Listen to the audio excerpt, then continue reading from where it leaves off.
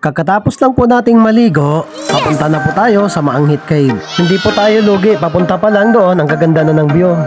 Mga kaibigan, itutuloy na po natin ang ating paglalakbay. Papunta na po tayo ngayon sa Maanghit Cave. Pasensya na po kayo kung medyo nabitin kayo nung sinula.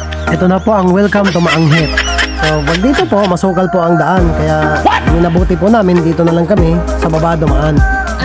Sa daanan naman po wala tayong problema kasi magaganda ang daan. At saka meron po tayong mga tour guide. Tatlo po sila Ito po pala, ang dinadaanan natin ngayon ay daanan din po ito ng tubig pag tag-ulan.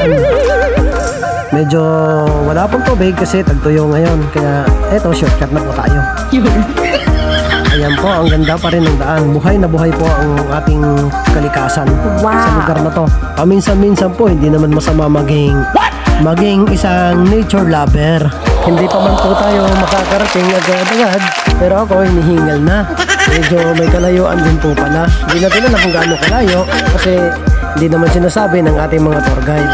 Pero malalaman natin mamaya ito. Pagdating doon, babanggitin ko kung ilang minuto ang nakonsume ng ating paglalakad mula sa Bungan-Bungan Falls. Ay, Bungan-Bungan Spring pala. Isa pa pong nakaka-amaze dito ay ang biyak na bato na saktong-saktong paghiwa. Medyo matarik po ito, papaakyat po tayo doon sa may bundok. At kalaunan, eto na po. At nakarating na nga po tayo. Oh, sakto, 15 minutes and 11 seconds.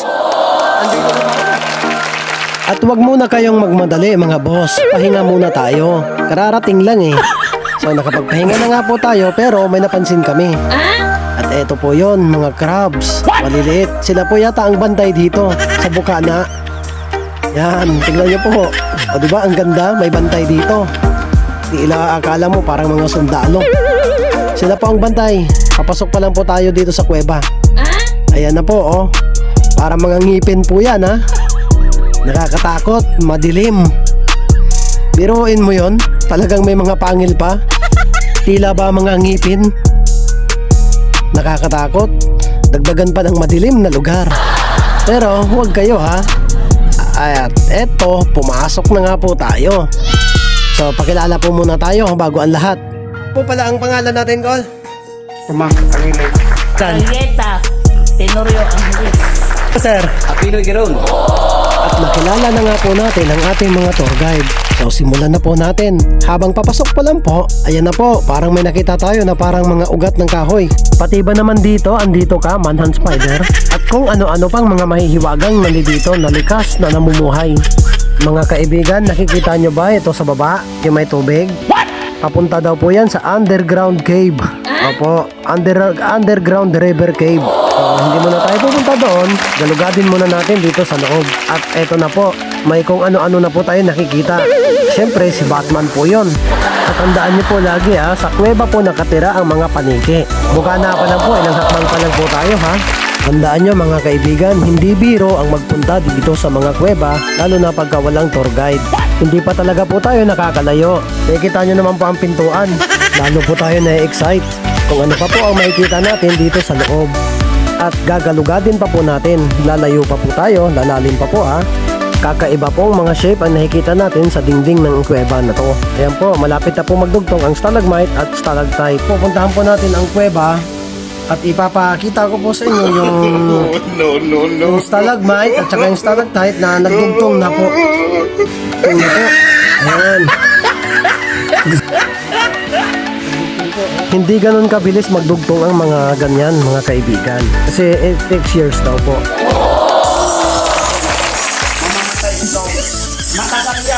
At may natutunan na naman po tayo. Bawal daw pong hawakan yan kasi pagka nahawakan po yan, mamamatay daw po ang bato. Ayan. Ngayon, alam nyo na mga kaibigan. At sa maniwala kayo at hindi, magandang maganda dito sa loob. Tila ba parang may mga brilyanteng nakakalat. Sana all. At pansinin nyo po mga kaibigan, talagang makintab po yan. Kumikislap-kislap. Wow. Ganyan po kahiwaga dito sa loob. At dito din po pala matatagpuan ang telesweep scorpion. O diba ang galing ko? Sinerge ko pa po yan. Meron din pong mga paniki. Ayan po. Speaking of paniki, dalawang klase daw po dito. Isang cat at isang dog. Hindi sila nag-aaway mga kaibigan. Kasi ang aso at pusa nag-aaway po yan eh. Ayan po madilim. Sa dami ng paniki, siguro nasa 1,000 po ito. Sana Bawal po all. kasing ilawan sila yan kasi nabubulabog po. So wala tayong magagawa kundi tignan din sila. Habang palalim po tayo ng palalim, madami po tayong may encounter dito. Mga kaibigan, maniwala po kayo o sa hindi, sobrang lawak po dito sa loob ng kuweba. At may napansin na naman po kaming kakaiba. Ito po ay rebulto. Paano naging mahal Hindi po rebulto, joke lang. Stalactite lang po yan na nalaglag. Yan po ang tulo niya. Nag-shape na po siya na parang Birhen Maria daw po. So, kausapin po muna natin siya bago ang lahat. Mamamatay. What? Mamamatay. Kulong yan.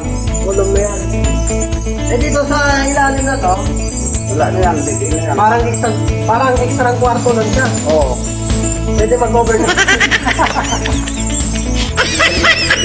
Pwede mag-overnight. May naispatan na naman po kaming kakaibang spider. What? Opo. Tarantula po ang tawag sa ganito. Yan po, kulay brown po. Dalawa pong klase ang tarantula dito, isang black at isang brown. At yan na po ang brown, may bit-bit pa po yung itlog. Maganda po at dumadami sila dito. So, balak ko po sanang hawakan yan, pero ang sabi, venomous daw po yan. Delikado. Kaya ang mas binabuti po nating sukatin sa pamamagitan ng daliri. Ayan po. At syempre, dapat may sample din tayo ng black tarantula. At ayan na po, hinawakan ko na po. Sige, pasukin pa natin. Kanina pa po kami lakad ng lakad dito. Ang pakiramdam ko po ay meron na tayong nasa 3,000 square meter na po. Siguro, ganyan po kalawag dito sa loob. Mga kaibigan, nakikita nyo po na sobrang puti po ang kintab ng dingding. Wow. Ayan na naman po ang kakaiba dito. Talagang nakakabilib. Sana all. Marami pa po yan. At ang sabi po, mas madami pa po pagka pinasok natin doon sa baba. Yung sinasabi nilang underground cave river. So, ayan na po, papasukin po natin ha. Balik po tayo doon sa may bukana. So, simulan na po natin, wag na po natin patagalin pa. Siyempre, ang unang papasok po, walang iba kundi ang ating tour guide. Sila po ang nakakaalam kung saan po ang tamang daan. At lulusob po tayo dyan. So, hindi naman po sa nagmamadali sadyang nagmamagaling lang po. Kaya, ayan po. At susunod na po tayo. Medyo dahan-dahan po kasi medyo madulas po dito. At sa pagkakataong ito, siyempre, hindi po papalagpasin ito. Talagang susuyo din po natin. Huwag mong subukan. At nakapasok na nga po Masisira tayo. ang buhay mo. Ayan po, may tubig napakakipot ng daan. Pero masarap sa pakiramdam. Medyo malamig-lamig po. Medyo may hangin po dito. Dumadampi sa amin. Parang nasa aircon po kayo. At mapapansin nyo po, agi kaming may hawak na flashlight. Yan lang po ang aming mga sandata dito sa madidilim na lugar. At madami pong kakaibang bagay na makikita dito. Gaya ng mga stalactite po. Wow. Yan na po yung pinaka-kisame niya. Ang ganda po ng kisame dito. Huwag po kayo mag-alala habang palalim po tayo ng palalim, paganda naman po ng paganda ang makikita natin. Abang-abang lang po mga kaibigan. At syempre, ginagawa ko po ito para makahikayat ng tao na magpunta dito. At the same time, sana ma-appreciate nyo din po ang mga kalokohan na pinagagawa natin. Kaya mag-subscribe po kayo. Pakiusap lang po Talagang mga pure stalactite po. Buhay po lahat yan, makikintab po. Ang dami po ditong brilyante nakakalat. Kung akin lang to, siguro mayaman na ako. Kaya pala mayaman si Batman kasi dito siya nakatira. Napapaligiran ng diamond. Ayan po, ang ganda. Kaya sa atin mga viewers dyan, hanggang tingin na lang kayo. Joke lang po. Hinihikayat ko din po kayo na magpunta dito. Hindi po kayo lugi. Kasi papunta pa lang po, ang dami ng magagandang view. Ang magagandang mga tanawin. Habang nabubulol po tayo, kaya magpunta na po kayo. Huwag po kayong magpapahuli. Lalo na kakonti pa lang po ang nakapunta dito. Ang sabi po sa atin ng tour guide natin, habang wala pa pong tubig o tagtuyot, makakapasok po tayo dito sa underground river cave. Pag may tubig na po, hindi na po tayo pwedeng pumasok kasi lagpas tao na po ang tubig dito. At saka may chance po tayo na abutan ng tubig na malakas, baka ikamatay pa po natin. Kaya pagkakataon na po ito mga kaibigan, dito lang pala matatagpuan sa underground river ang magagandang tanawin. Talagang nakaka-amaze. Kahit sino po talaga ay matutuwa sa ganito. Wala na nga pong mapaglagyan ng saya ang aking nararamdaman sa oras na to. Kaya kahit nakakapagod, sige lang po tayo. Ayan po, panoorin nyo kung gaano kaganda ang lugar na to. Wow. Teka, wala ba kayo napapansin? Parang lugi naman unfair Ako lang yata ang nagsasalita. Kailangan din pong malaman ng mga viewers natin na may kasama po ako. At ipaparinig ko na po. Meron na. At nakapasok na tayo dito sa sikreto. Bato sa taas. Ayun, nako. Yan ang ingatan mo ang bato sa taas. At maya naman po ang paalala ng tour guide natin. Nakikita ko? Kita ko. At ang sabi po ng tour guide natin, sinubukan niya daw pong tuntunin ang pinakapuno kung saan nagmumula ang tubig pero hindi niya po naabot kasi sa sobrang haba o layo ng kanyang linakad. Naubusan na daw po siya ng reserbang flashlight kaya bumalik na lang po siya. Mga kaibigan, ako ay napapagod na din. Parang gusto ko na nga din pong bumalik na.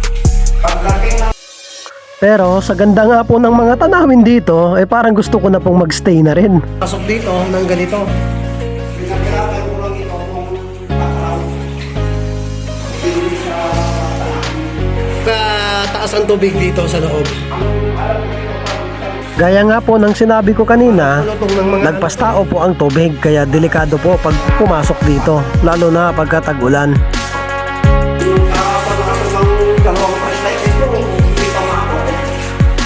Talagang pakintab ng pakintab dito sa habang palalim tayo ng palalim sa hukay. Kaya pala naging pride ito ng Union kasi talagang kakaiba. At syempre po, hindi po natin maiwasan na hindi po yumuko pag may dinadaanan tayo na makipot. Hindi naman po sa lahat ng panahon talagang malawak ang dadaanan natin na talagang makapaglakad po tayo ng maayos.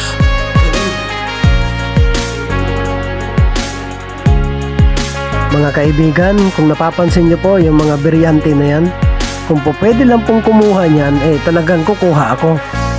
Pero sa kaso natin, malamang hindi.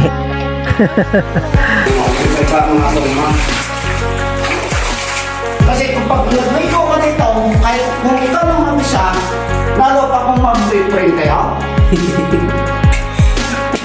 Ito, balik ka pa. At hindi din po maiwasan ang mga kwentong barbero. Mga kaibigan, nakakaramdam na po tayo ng gutom. Kaya minabuti na po namin na bumalik na po. Gusto ko na po makapagpahinga na rin kasi nakakapagod po. So, sana po hindi po kayo magsawa kakanood ng ating mga video. At patuloy po kayong sumubaybay mga kaibigan, mga kada-farmer. Ang gagawin na po namin ngayon ay exit na po tayo. Papaakit na po. Gusto ko na pong umahon. Labasan natin. Ay salamat. Magkakalabas na tayo ng ligtas. Okay. Sana po nag-enjoy kayo. Sana panood nyo dito sa kuweba. At sa wakas, andito na po tayo sa labas. So bago po magtapos ang ating video, mulit nagpapasalamat po ako sa ating mga tagapagsubaybay, sa mga viewers, sa mga nag-subscribe na. At wag nyo pong kakalimutang mag-subscribe ulit. At muling nagpapasalamat din po ako sa ating social media, lalong-lalo na sa YouTube. At may video na naman po tayo na bagong i-upload. Sana wag po kayong magsawa kanonood ng ating mga videos. Hanggang sa muli,